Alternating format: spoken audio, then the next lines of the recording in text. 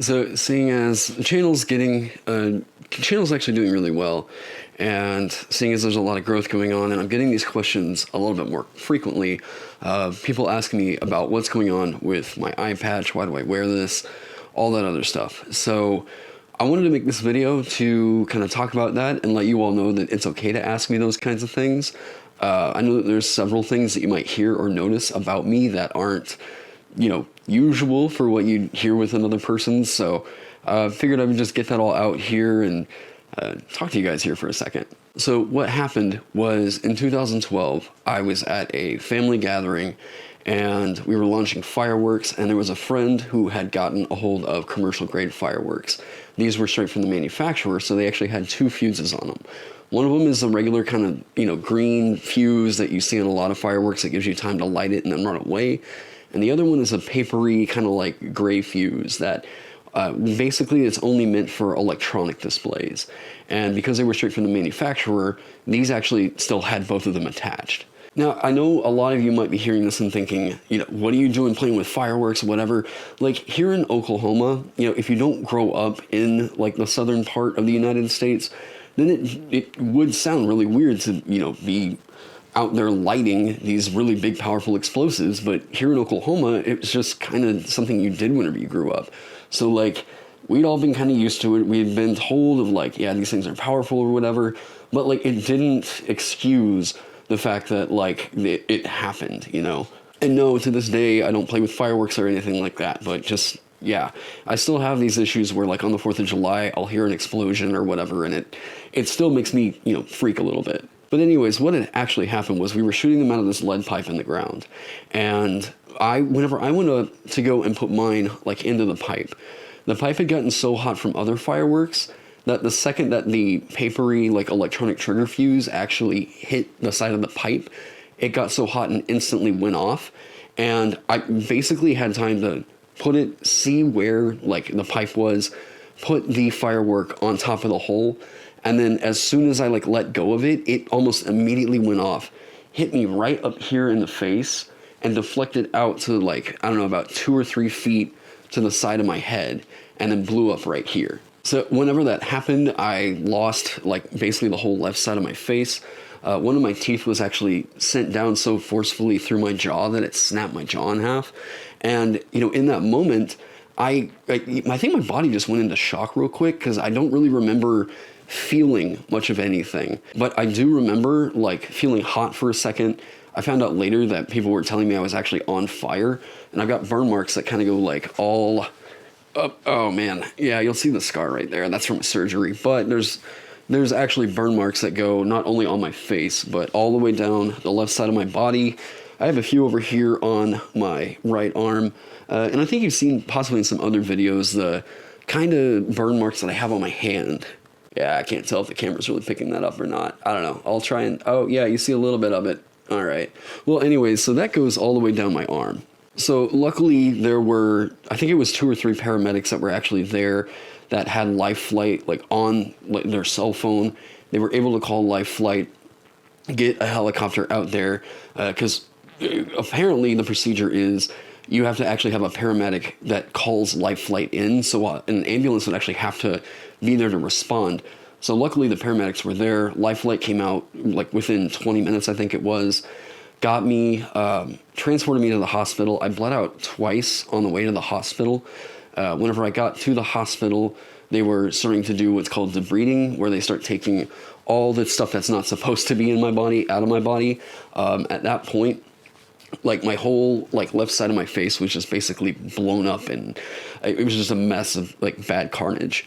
There's a picture of me that's actually from the night of the accident that's so bad that for the entire time that my grandma was alive after the accident, I like refused to allow her to see this picture. It was one that my mom took whenever she first saw me, and I still have a rough time really looking at that, and I don't want that thing to really ever hit the internet. It's seeing how bad that was. There's a very few select people that have actually seen that picture and know exactly how rough of a state I was in. I was actually in such a bad state that the hospital that I showed up to, which is the best here in Tulsa, told my parents that they didn't have the ability, or they didn't really have the capability to like treat me in the way that what I needed. Like I was such an intense trauma case that they needed to either send me to, I think it was either Dallas, Kansas City, or there was a hospital in Oklahoma City that could possibly treat me, but they had to make some calls first. Very luckily, it was the one in Oklahoma City that said, okay, yeah, we'll take him. We need to get him in immediately. And I got flown all the way from Tulsa to Oklahoma City to OU Medical Center. While I was there, I was treated extremely well by some of the best doctors in the nation. Dr. Chanita Cannon and Dr. Jose San Clement were the two like big primary doctors that were on my case. Both of them were responsible for so much of the really super intense medical treatment that I received. Some of the skin tissue transplants and everything like that. I'll talk about that here in a little bit, but a lot of the procedures that were going on were experimental because they didn't really know, like, okay, we've done these for cancer patients before where we've replaced tissue that, it has died because of the disease. But have we really done all of this on somebody at the same time? So basically from the night of the accident until about a month or two, I want to say, I was in a medically induced coma where they were just doing what they could to get me stable and make sure that whenever I woke up, I wasn't going to feel all this pain. I was in a point where I was like, okay, he's okay, and we could probably send him home until we need to see him for the next big surgery. So I wake up out of this coma, and some people have asked, what's it like to be in a coma? To me, it was like I just kind of got stuck in a dream state, where like I couldn't really wake up, but I could recognize that everything wasn't quite as, like it wasn't obeying the laws of physics, the laws of what we could see as like, conventional reality. It was just like I was stuck in this dream. I was constantly having like, it's weird. You ever have that feeling where like you hear a song whenever you're asleep and it influences something in your dream? It's like that. I would hear little bits and parts of what all was going on in the room around me, and that would kind of come into play in my dream. But like, for the most part, I don't really remember most of what happened. I think there were only 2 or 3 real vivid dreams that I still have a memory of. So after they wake me up out of the coma, I have to teach myself how to walk. I start going through a month of physical therapy, and they're getting me ready at that point for this big 21-hour long surgery. I'm going to go in, I think it was like a day after my birthday. So I'm going home, trying to get rested up. They had a feeding tube put into my stomach. And that was how I was getting most of my food because my mouth was so destroyed that the teeth that you see over here are all fake. Those are all that's an implant. And the teeth that are over here still have some damage from the night of the accident. So that has actually caused a little bit of a speech impediment that some of you all, I'm sure, have noticed. It sounds really breathy because there's always air that's kind of escaping out of my nose because there's actually still a hole that goes from my mouth into my nose. So if I do F sounds, I can't hold air into my mouth without closing up that hole. So you hear a little bit of that hissing that comes from S's or sounds that I have to close my lips for. Anyways, back on this. So going for this 21-hour long surgery where they replace they take out my left fibula and they use that and break it into 3 parts to completely rebuild the left side of my skull and use some tissue from other areas to try and cover this thing up. They took I think it was a tissue transfer from my left thigh and put that over here up on the left side of my face. After doing another recoup, it seems like it was always a cycle of go home for 2 months, come back in for a surgery, go home for 2 months, come back in for a surgery. And going through that whole 3-year process where I was in and out of the hospital. I don't remember the details of every single operation, but all in all, there were about 34 surgeries that I went through from 2012 up till about 2016. In that, some of the really crazy stuff that went on, so I'm sure you guys can see, I can't get hair to regrow right here. My lip was actually blown up and way out up to here. So that's actually, they had a cleft palate specialist to come in and close that up. They needed to replace some of the tissue of my soft palate, which is, in your mouth. So they took some more tissue from my thigh and put it in my mouth. So a really weird thing is that I actually grow hair on my left, like, inside cheek of my mouth. It's real gross. I could probably go get it fixed with some, like, laser hair removal or something like that. With COVID and everything, it just hasn't really been a big priority. Like, well, I say COVID, it's been a while. I don't know, I guess it just hasn't super bothered me that much. It's weird, and I guess you just kind of get used to these things, you know? Even though it's like, you think about it, and it's like, I've got hair in my mouth all the time. I don't know, you just kind of get used to it, I guess. Some of the other things, there was a operation that they did where they put a skin expander in right here on my chest and basically blew this thing up like it was a balloon. It looked like I had a giant boob for one point. I don't know, I'll put a picture up so you guys can see what that looked like. But basically this thing filled up with so much water, and maybe it was just silicone, I can't remember right now. But they filled this thing up until my skin had expanded to a point where they could make this big long tube out of it. And they took that tube, they took the tissue and detached it, made this tube and attached it to my face. So for a long time, I was kind of walking around with this big flesh tube that just sort of went from my shoulder to my face right here. The tissue that transferred up to there, it all took, everything was fine, but my nose was still, and you can tell my nose is crooked. It doesn't sit like, my bridge isn't totally defined or whatever.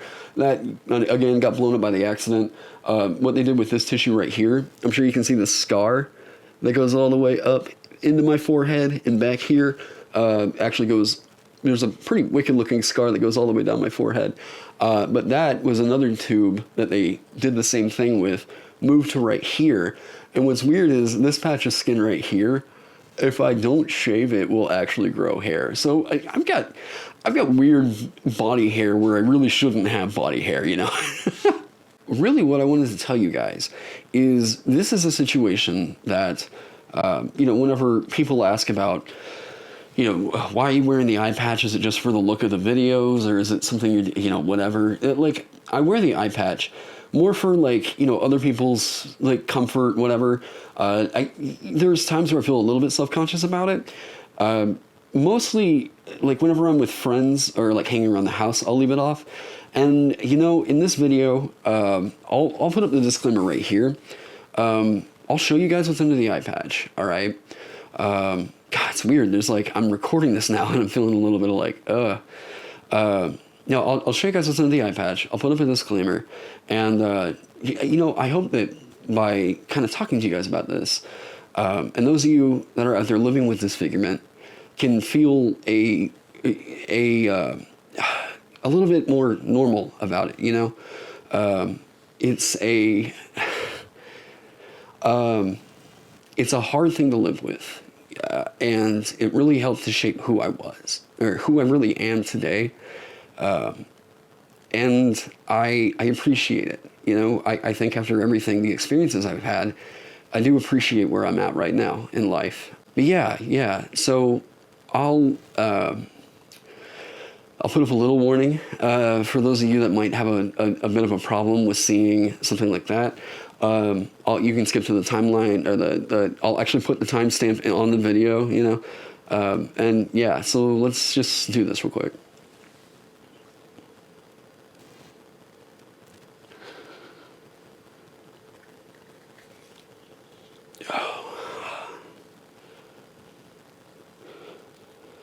So, as you can see, I'm missing my left eye. That is tissue that is basically what they've done is a process called enucleation, where they take a small silicone ball and wrap your eye tissue around it, your muscle tissue. And that little ball is something that they're going to put a glass eye over. I have mine around here somewhere, but it just gets to be a little uncomfortable and tight, just like the eye patch, where I'll say on a live stream that I'm like, oh God, man, this thing is just getting to be annoying. It's just leather and it rubs on your ears. And I imagine how girls are whenever you're wearing a bra, it just gets to be obnoxious like that, It's the same way with an eye patch. Like I said, I really wear the eye patch for other people's comfort. It's, no lie, I'm sure that it's gotten me some subscribers over here that are like, oh, cool, this guy wears an eye patch. What's the deal with him? But yeah, it's just, It's not something that I'm really ashamed of. It's something that I just, I don't know. I don't really think about it too much anymore.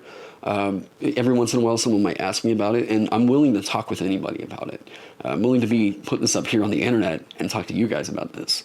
So yeah, let me just say this. Don't feel afraid to ask me any questions about it whatsoever. Like, I'm totally willing to talk. And I'm even willing to make fun of it, as you guys saw in like some of the Captain Scurvy Shorts videos. So anyways, I'll put the eye patch back on and get to talking about the rest of this video. I think like one of the reasons I really didn't want to do a video where I was talking about the disfigurement or whatever for a while, or why I only kind of mentioned it sparsely here on YouTube, was just because I didn't want to make it seem like I was trying to like capitalize on my injury or whatever. Yeah, I'm here trying to do like really fun content and make some cool stuff happen, and I didn't want the whole channel to be about like, well, this guy's got a disfigurement, what's his deal, whatever. I was just wanting to keep doing my normal stuff I would be doing otherwise in life. So I thought, make a D&D channel, maybe start talking about music every once in a while, maybe some video games, I don't know. But hey, I come to actually develop a little bit of a community now. Which, hey, you guys over there that have been on my Discord server and talking to you all here on YouTube, it's been super fun. You guys have been really helping to like keep me sane here, especially in live streams. Just getting to nerd out with you guys over on live streams has been a lot of fun. I wanted to shout out Mackenzie D.R. Moss for making a post last night on Twitter that really, I think, finally gave me the push to do a video like this, where, she said that there's really no reason for, us as, whenever we're making D&D characters, there's no reason that we should ever think that character needs to, like, overcome that disability or whatever. And I said, this is exactly the point that I've been trying to make. Anytime that anyone's talking about emulating disability in TTRPGs, it's like, you don't make it seem like, no, number one, you don't want to cartoonize it. Number two, you don't want to make it seem like this is the whole thing that their character is based around and they need to overcome this. No, man, like, live your life. And like I've quoted Tyrion Lannister here before, wear your disfigurement or your disability or whatever hardships life has thrown on you as armor. So that's this video. It's something that I think I've been really wanting to make for a little while. I'm sure some of you all have heard some things, seen some things on the videos that have made you think like, oh man, what's the deal with this? Why does Taron got this, or this? If you Google my name, you'll see a lot more on the situation. You feel free to do that. Just Google me, check out, you'll see the news stories. There's a really good one by the Oklahoman by Jocelyn Crossgrove. And I'll link that down in the description below as well. I have loved having you guys here. Seeing my YouTube audience grow like this has been amazing. I love making content. I love making stuff for you guys. I love the community that's been going on. And it's a really crazy life that I'm starting to see kind of blossom here. And I really appreciate you all for all your support. So yeah, that's going to be it on this one. Thank you all for being here so much. I hope you all are staying safe, staying healthy, and I can't wait to see you in the next one.